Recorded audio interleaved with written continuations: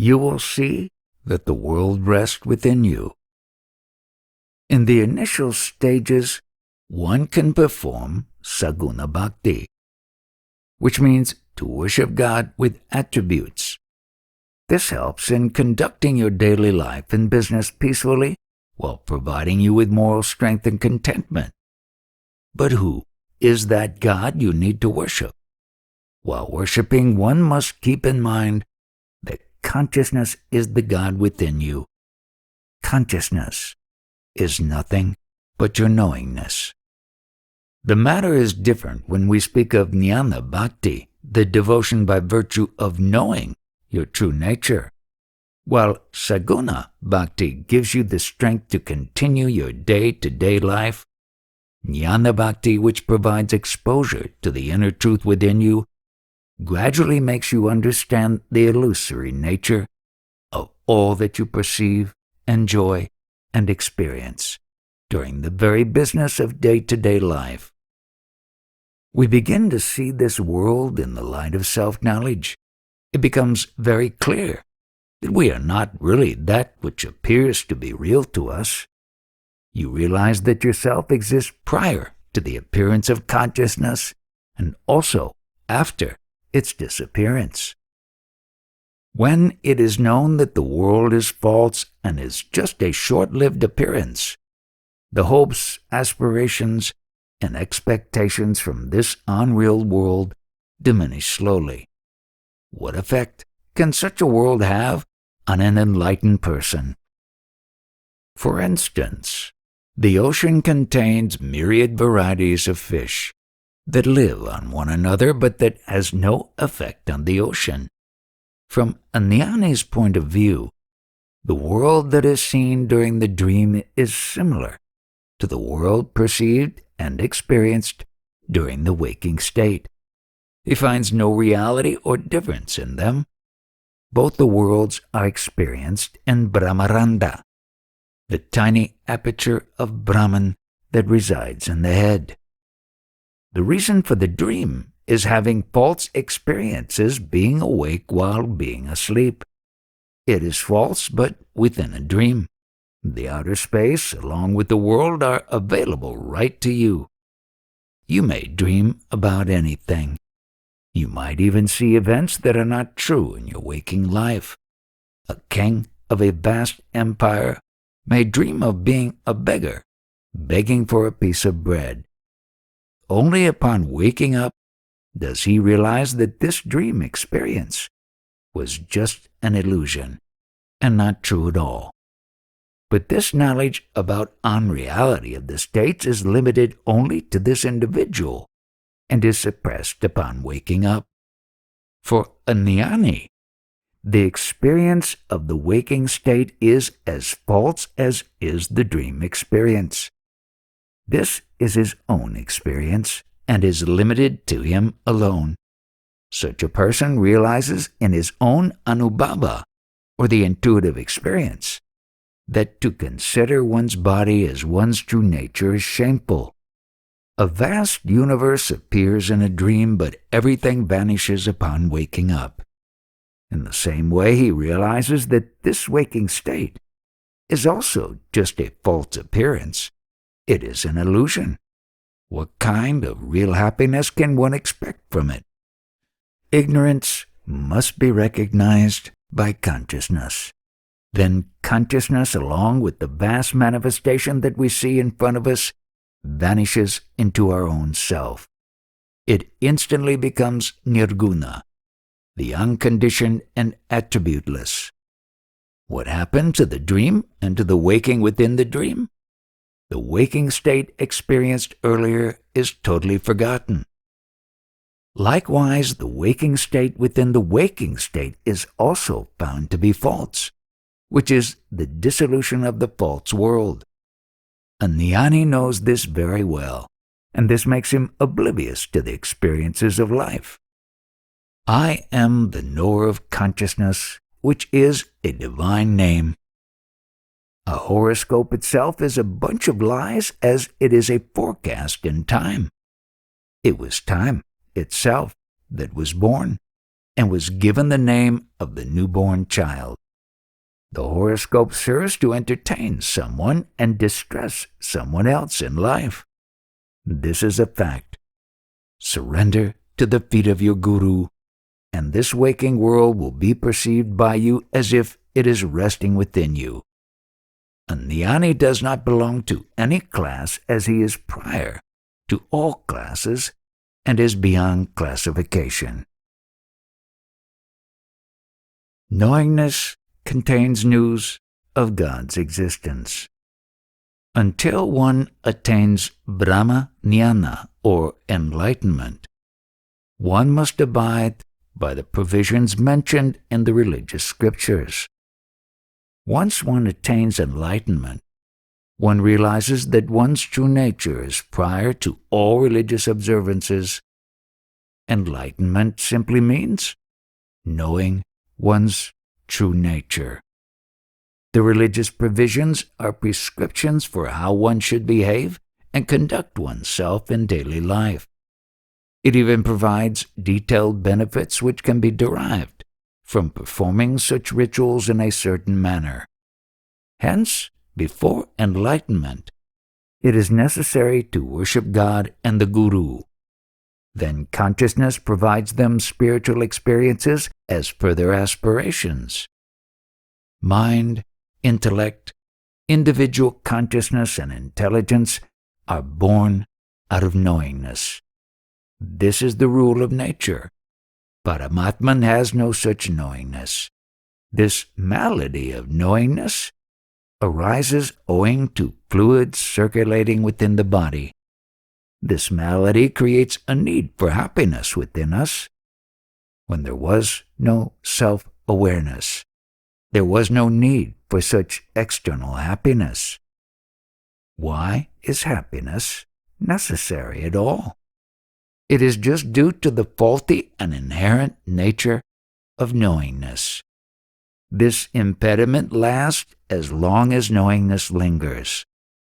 When the knowingness is forgotten, it is sushupti, or the state of deep sleep, in which one is neither happy nor unhappy.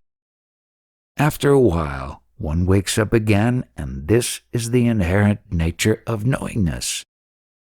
The one who recognizes this secret attains true fulfillment.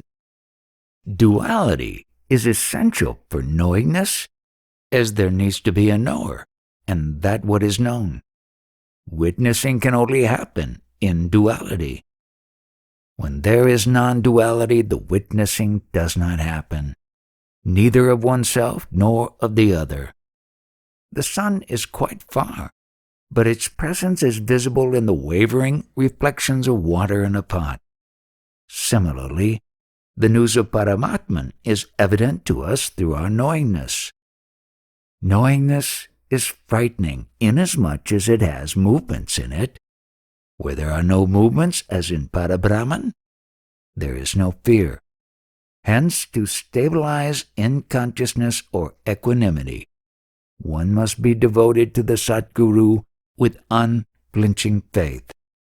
Then the secret of true happiness is revealed to you, and the universe appears merely as a reflection in your consciousness.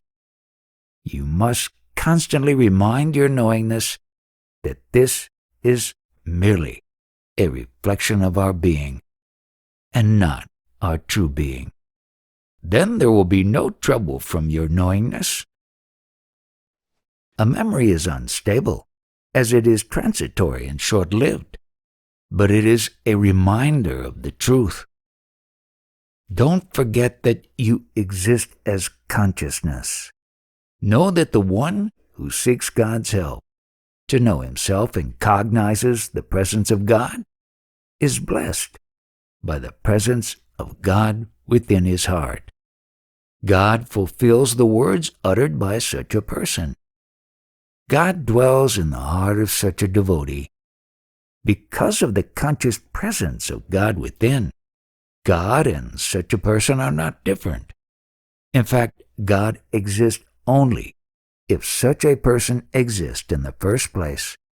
And likewise, such a person has the conviction that his consciousness functions as that of God. To such a person, God says, I manifest the things that this person wishes for. Such a person has no need to visit temples for things to happen or to put in effort to get anything.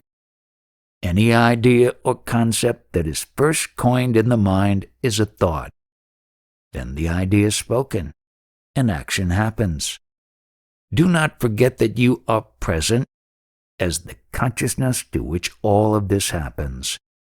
One must bear in mind that the body has no role in this, and the filth of the physical body must be kept separate. One must remember this all the time like a habit. That will be your worship to God. Do not forget that you are consciousness and you are God. You will then see that it is God who says what must be done and makes things happen automatically. It is due to God that you know anything, but for the presence of God in us, our body is merely a carcass, not worth a dime. I do not exist without His presence, nor does He without mine. That which makes us see the sun and moon even when they are so far away is the power of vision given by God. That God asks us not to identify with the body.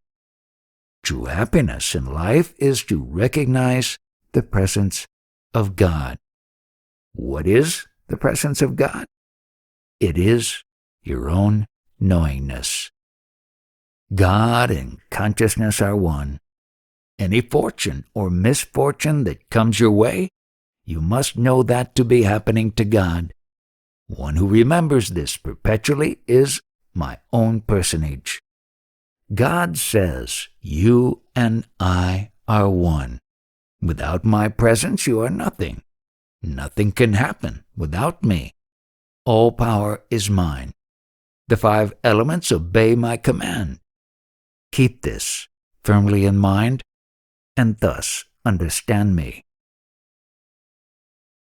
The nature of enlightenment is love. Human birth is not available easily even to Lord Brahma. Through this body alone, Brahma knows Parabrahman. There is nothing scarcer than a human body in existence. The knowingness that manifests through the human body makes it most precious. This ability to know one's true nature is not available to other species. That knowingness, which manifests in the human body, is precious. I is God itself. It is knowingness that has nurtured you all along. This self-love happened and is settled here. You must humor it. If it is happy, it rewards you with everything, including enlightenment. Finally, it helps you to be established by providing the knowledge about yourself. For that to be achieved, you must act in accordance with the instructions of your guru.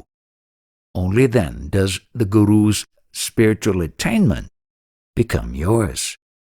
Knowing oneself is paramartha, which is to attain the highest on the spiritual path. Liberation is nothing but freedom from misconception. Do not pamper your body, but love your true nature. As the true nature is increasingly revealed, the bliss of self is experienced. Avoid other pleasures in life and only relish the bliss of knowing your true nature. Just as you alight from a taxi when you arrive at your destination, you must leave this body when your time arrives. With enlightenment, the burden of past actions, good or bad, vanishes. Even the past actions that are carried out by you in secret are photographed in your destiny. These are the many attributes of consciousness. But the main attribute is being able to know the self. Make this knowledge your own. That consciousness is all-pervading like space. It is the illumination of knowledge while space is the splendor of consciousness. Do not take as yourself that which does not last. In your knowingness you have met the Lord of the universe, and he must be known. Just as the nature of water is to flow, the nature of enlightenment is love. Death is waiting as soon as one is born. You must perform your duties in life totally and not forget your inner truth. To this Lord of your own true nature, your own self, do not bring a second-hand God for its aid. Reach the substratum of your existence by searching its true nature. In reality, a person is always free, but due to illusion, the person who is identified with his body does not realize this. Purusha does not do anything except creating yogamaya, the power of illusion. This illusion does it all, though it is not independent of Purusha. The self-love is due to this Maya. Even so, Maya is not real, as it is confirmed when once it forgets itself in deep sleep. The knower of consciousness is prior to it, and it finally merges and rests into its knower. Maya always appears with consciousness, and in order to transcend her, one must meditate on the self. Our sense of being is a single unit, but it operates as many in myriad forms, finally resting in Purusha. Our knowingness needs to be rested for hours each day, and it finds solace in Purusha. This is Hiranyagarbha, or the cosmic intelligence, also known as universal consciousness. The content of our existence is in our consciousness. It is honest, but you worship it with this dishonest body. Correct yourself and worship your consciousness by meditating upon it. During meditation, you will see a shining diamond-like dot. Know that as the Hiranyagarbha, it vanishes when it is recognized. Consciousness, like sunrise, is full of activities. It is always on the lookout for more and more of it. Teach your mind that it is basically formless and Ishvara. The sense of being is the quality of sattva. Without knowing it correctly, there cannot be eternal peace. Maya is the chaste and dutiful wife of Ishvara, who alone is. Maya finally merges into him. In order to control this vortex of Maya, we must go to the substratum of our existence and search for its presence. Liberation is knowingness, knowing itself. The illusion begins with consciousness, and hence the word gunanamaya, or consciousness illusion, can be used here. All activities happen by the meaning of words. Any event can only be explained or spoken about by using words. Words provide names to more words. When we utter words about a certain thing or event, you say, "Ah, now I understand." If you really understand the words that are being discussed here, you will notice that your sense of being vanishes. What comes to mind is called Maya, and the one to whom it occurs is the Ishvara. All the words and names have their use only until you know your true nature. And then, no longer, just as food has no use after we have had our fill. We give certain indications using names, but even for that only words can be used. What is the content of consciousness? It depends on the concept of consciousness. Jnana cannot be perceived. Since jnana and jnani are formless, who is bound or free? If we drop these two words, bound and free, what is left? As long as the knowingness takes itself to be a body, it is said to be bound. But once the knowingness knows its true nature, it is free. Your existence is really without a body. 100 years ago, your existence was prior to consciousness, without any adjuncts or attributes. But now adjuncts or guna maya have happened to you in the form of body, mind, and the world. This is the knowingness which makes you feel that you exist and a world exists out there, even when there are no names and forms in reality. Knowingness is reluctant to drop the stubborn notion of me and the body identity. That's the reason the I am consciousness is filled with grief and suffering, making life so intolerable. Just to cope with life, one has to perform all kinds of activities. By being in a body, one remains unfulfilled. All the activities of life are just to keep the knowingness entertained. One rarely meets a person who is free of all the dualities of life. Such a person is in the body, and yet he is not its enjoyer. He is fully aware that activities of people are only a play of guna amaya, just to entertain knowingness, of gunamamaya. Abide in the spontaneous. Whence did your consciousness begin? Birth is nothing but an expression of knowingness along with consciousness. It is not the body, but it is this consciousness that proves the birth of a person.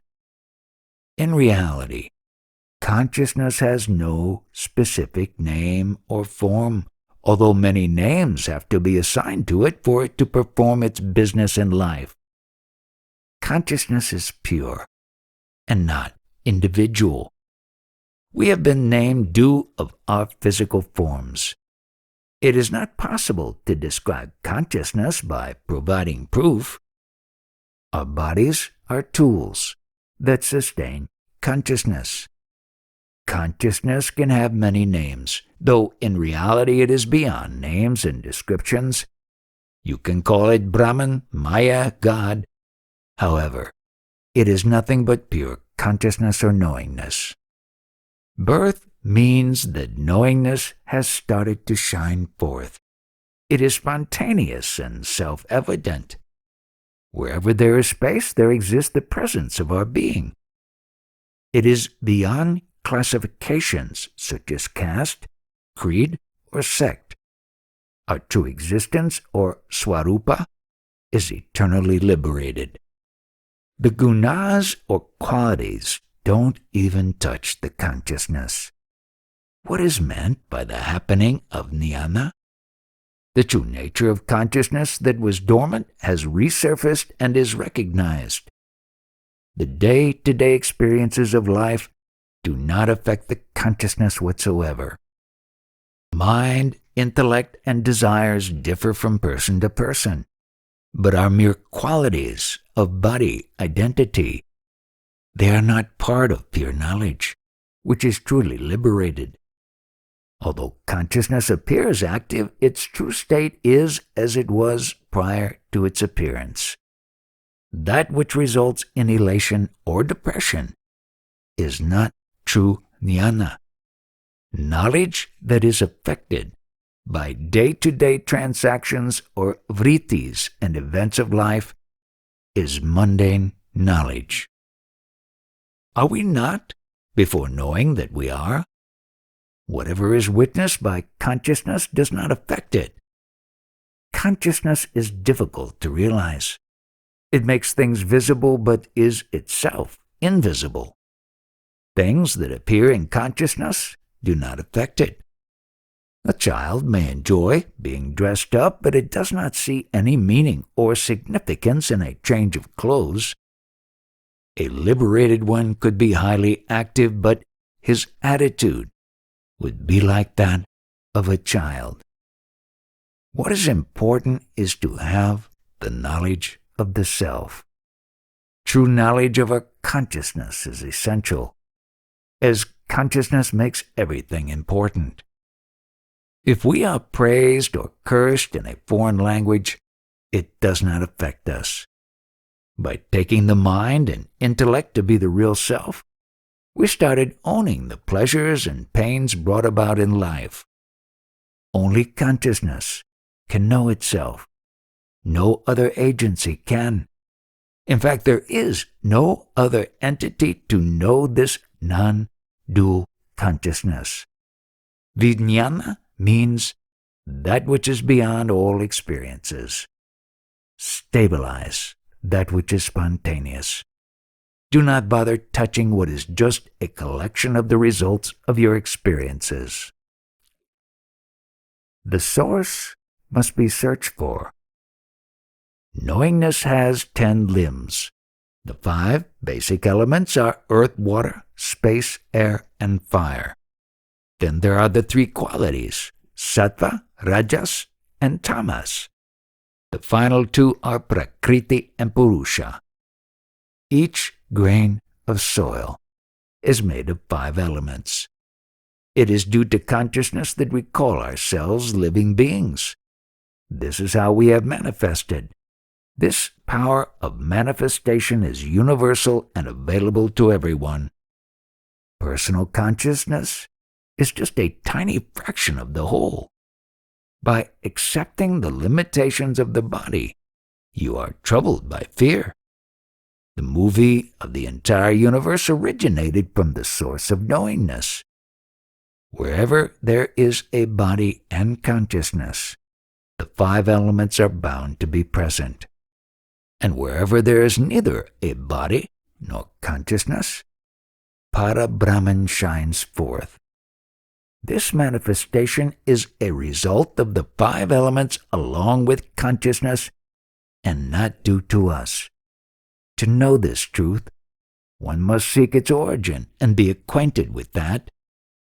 Do not get entangled in what is perceived. Just look at its source. To seek the source, one must look within and find what is prior to all existence. What is meant by seeking the source? It is to find out how the consciousness originated. Consciousness originated from a spark creating a light called Bhagavan. The spark became a form.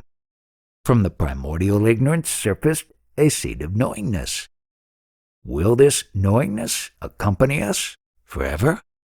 No. That which is awake now will be asleep at night.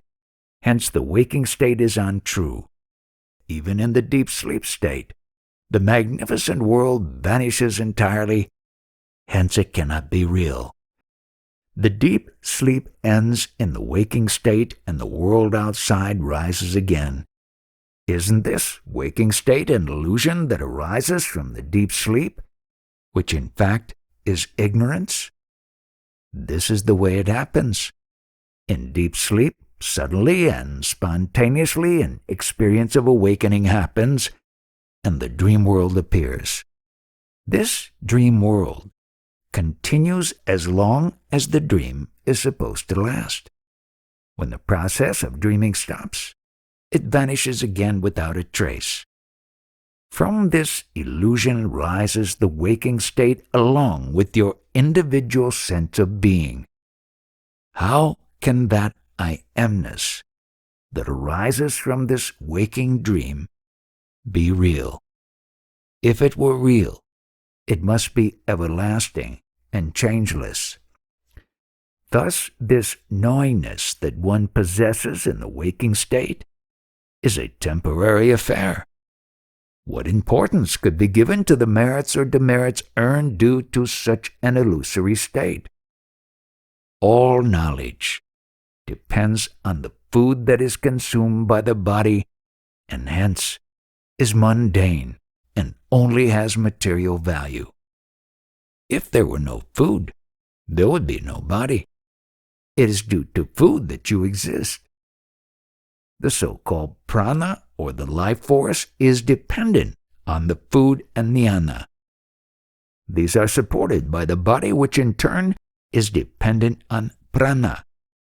Such an existence is hardly appealing. After knowing this to be unreal, would you still have hopes, desires, and cravings? The answer to this question must come from deep within your heart. Befriend your first acquaintance by meditation. Our consciousness is a product of 5 elements, namely earth, space, air, water, and fire. It's a minuscule expression of consciousness. There is only manifestation, but no individual expression of it. There is truly no birth or death. The unavoidable ailments of the body due to disturbance in body constituents cause grief to consciousness. Consciousness can suffer pain at any moment for any reason. Hence, one is in constant fear. Water gives rise to plants, which in turn give rise to consciousness. This consciousness finds highest expression in humans. Consciousness is dormant in a human womb for 9 months, where it does not feel any pain. With the appearance of consciousness, the baby is born. The baby cries and breathes, and even though it is not yet aware of its own existence, just as we need at least 4 or 5 ingredients to prepare a delicious recipe, the 5 elements combine to form the knowingness, which is the taste of our existence. This taste is made of sattva, which I am not.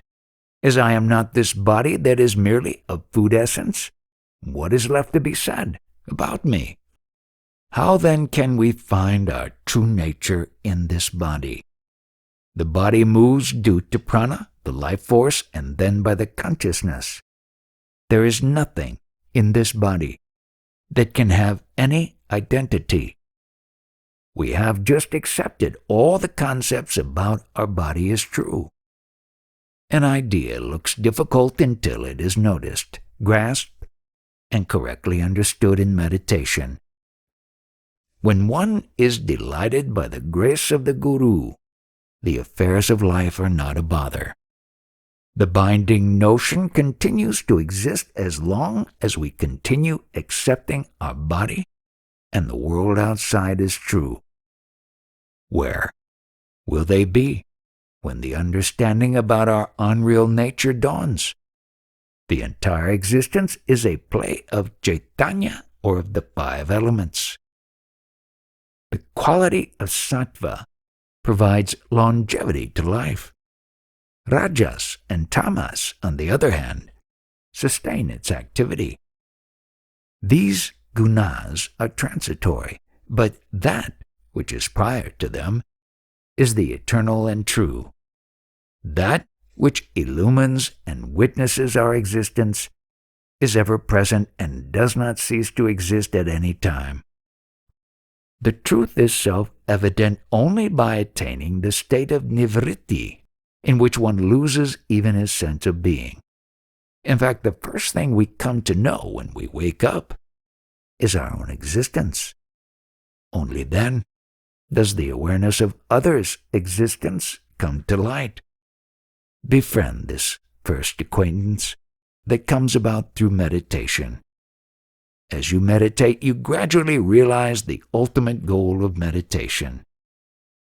The appearance of this world is merely a dream, but it is not possible to say how it all began and when. This very appearance of waking up is false, as the world only lasts for a season. Consciousness is the dynamic Chaitanya. It is beyond merits and demerits. But when the 5 elements intertwine to form a body, the suffering of fear begins due to sin and merits. All your concepts will vanish. Lord Brahma cognized his beingness, and that was his enlightenment.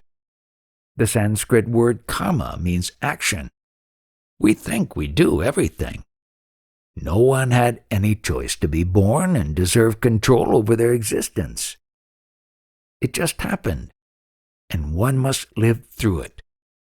This body is merely made up of matter assuming a form. The idea that being religious will benefit you is a myth. Do not sanctify merits or look down upon sin, for no one ever takes a form by seeing or doing any actions. For whom are these activities meant? Of course, the theory of karma, the merits and demerits performed in this life, holds good for those who firmly believe that they are the body. Those who believe themselves to be a being with a body live by the public opinion and judgment and continue to hold on to their concepts. Imagine how an unborn baby would behave in its mother's womb. Would it dream about its own existence? Would it even dream of its being? Think deeply about this. So long as you think you are the doer of your actions, you will not know yourself. Our awareness of being is a sudden happening of movement without reason. The moment you cognize this, you know that you neither arrive nor will you depart. It is a fact that in reality you are without any caste or title. Just as Mumbai is not affected by any good or bad happenings, so is Paramatman not disturbed by the happenings in the universe. That is what you are, in reality. Who tells you how you should be concerned with karmas? Parabrahman, who is beyond illusion, says so. Any concept that is deeply rooted in you will not last forever. That which is incomprehensible and is not a belief will last forever. The body is another word for suffering, and suffering is not our true nature. Hence, we are not the body. Consciousness, which is within your body, and consciousness that pervades the space outside, are not different.